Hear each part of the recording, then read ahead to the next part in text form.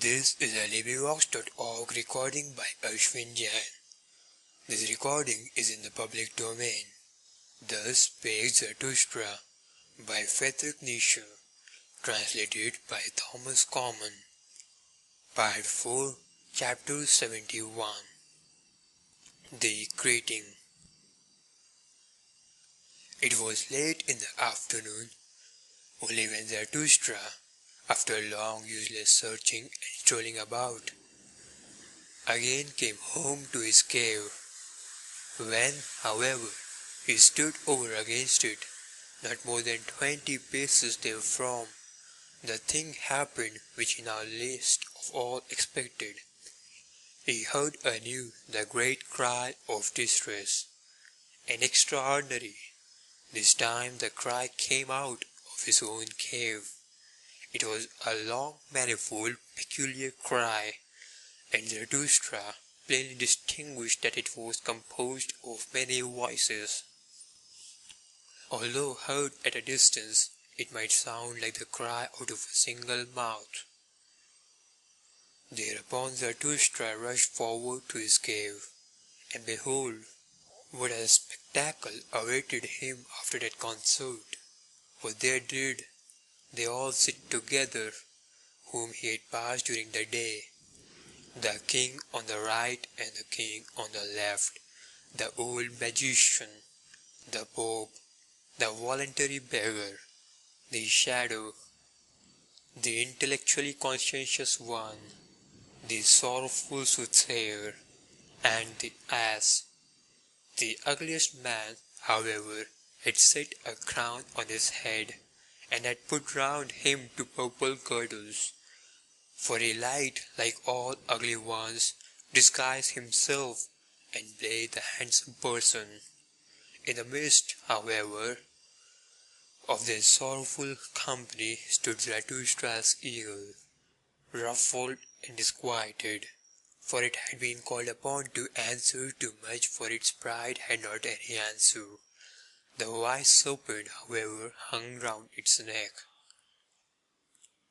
All this did Zarathustra behold with great astonishment. Then, however, he scrutinized each individual quest with courteous curiosity, read their souls, and wondered anew. In the meantime, the assembled ones had risen from their seats, and waited with reverence for Zarathustra to speak.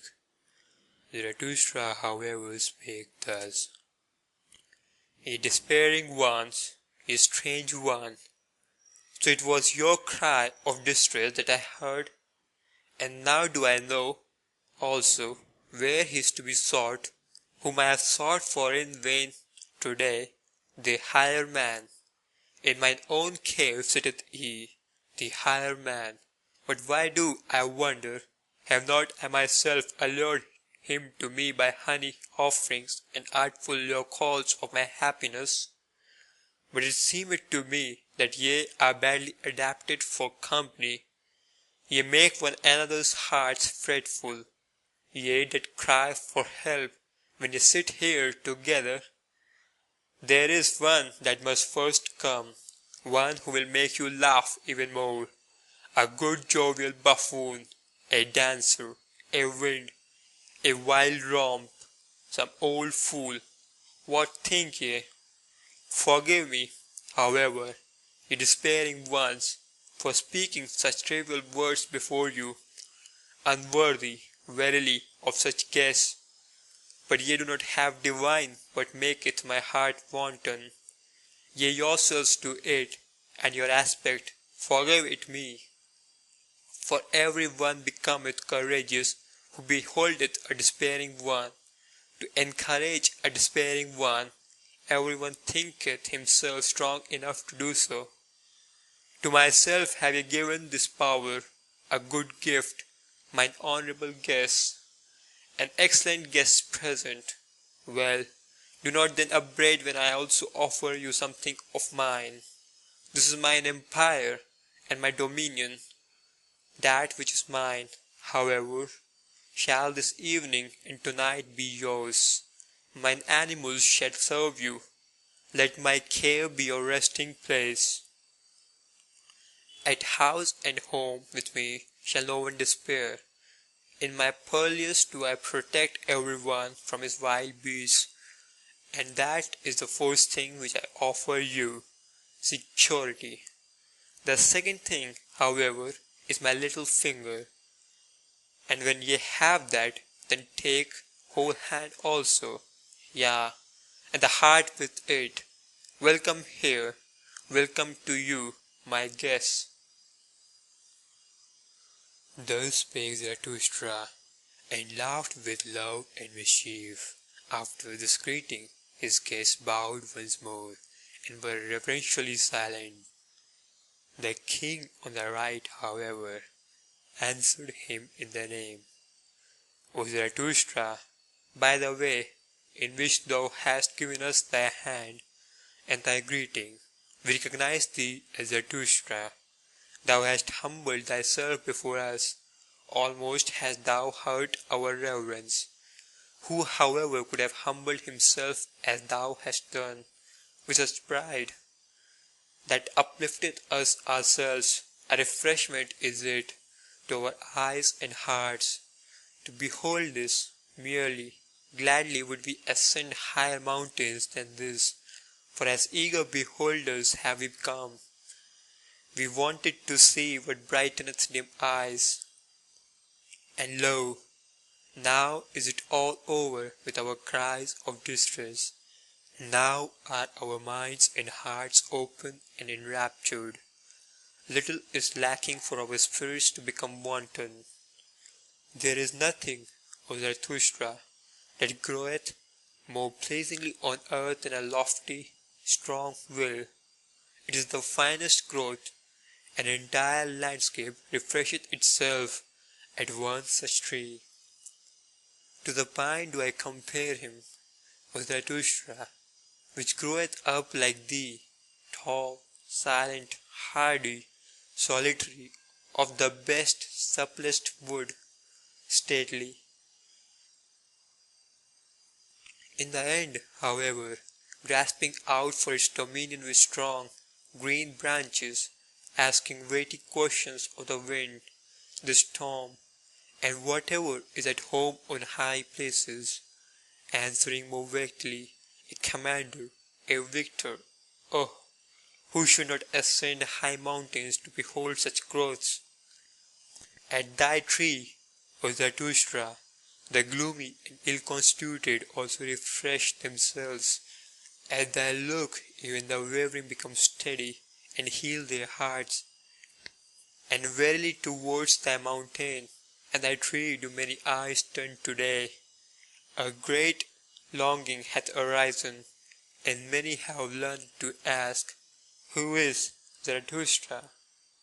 And those into whose ears thou hast at any time dipped thy song and thy honey, all the hidden ones, the lone dwellers and the twain dwellers, have simultaneously said to their hearts, Doth Zarathustra still alive? Is it no longer worthwhile to live?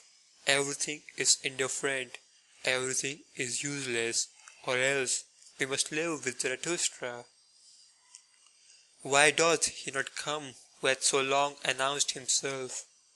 Thus do many people ask, had solitude swallowed him up, or should we perhaps go up to him? Now doth it come to pass that solitude itself becometh fragile and breaketh open, like a grave that breaketh open and can no longer hold its dead. Everywhere one seeth resurrected ones. Now do the waves rise and rise around thy mountain, O Zarathustra, and however high be thy height, many of them must rise up to thee. Thy boast shall not rest much longer on dry ground, and that we, despairing ones, have now come into thy cave, and already no longer despair. It is but a prognostic and a presage that better ones are on the way to thee.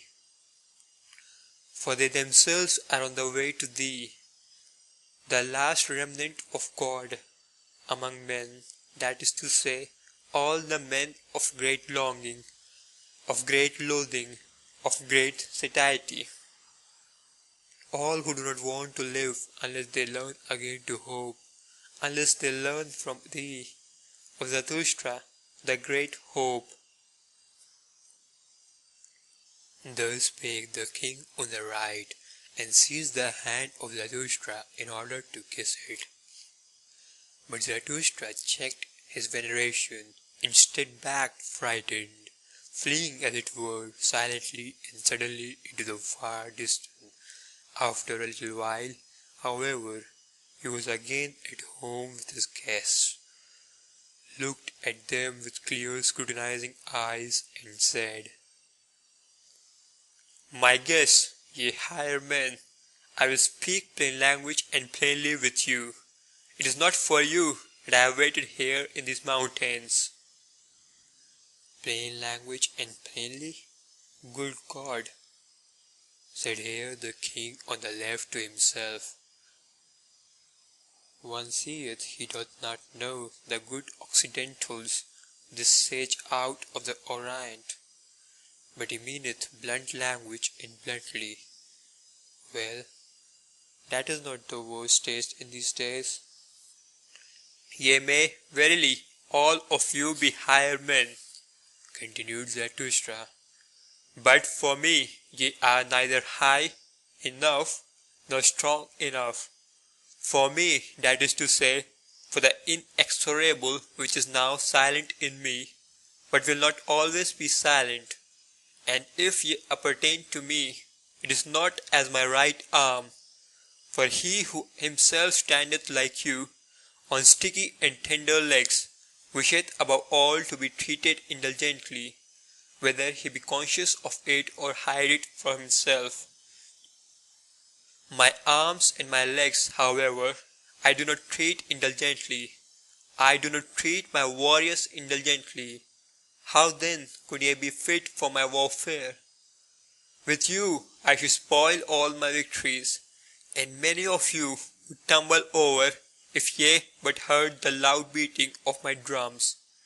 Moreover, ye are not sufficiently beautiful and well born for me. I require pure, smooth mirrors for my doctrine. On your surface even mine own likeness is distorted. On your shoulders presseth many a burden, many a recollection, many a mischievous dwarf squatteth in your corners. There is concealed populace also in you. And though ye be high and of a higher type, much in you is crooked and mishapen. There is no smith in the world that could hammer you right and straight for me. Ye are only bridges. May high ones pass over upon you. Ye signify steps, so do not upbraid him who ascendeth beyond you into his height. Out of your seed there may one day arise for me a genuine son, and perfect hair, but that time is distant. Ye yourselves are not those unto whom my heritage and name belong. Not for you do I wait here in these mountains. Not with you may I descend for the last time. Ye have come unto me only as a presage that high ones are on the way to me. Not the men of great longing, of great loathing, of great satiety, and that which ye call the remnant of God. Nay, nay, 3 times nay, for others do I wait here in these mountains, and will not lift my foot from thence without them. For higher ones, stronger ones, triumphanter ones, merrier ones, for such as are built squarely in body and soul, laughing lions must come. O my guests, ye strange ones, have ye heard nothing of my children, and that they are on the way to me? Do speak unto me of my gardens, of my happy isles, of my new beautiful race.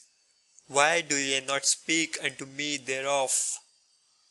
This guest present do I solicit of your love, that ye speak unto me of my children.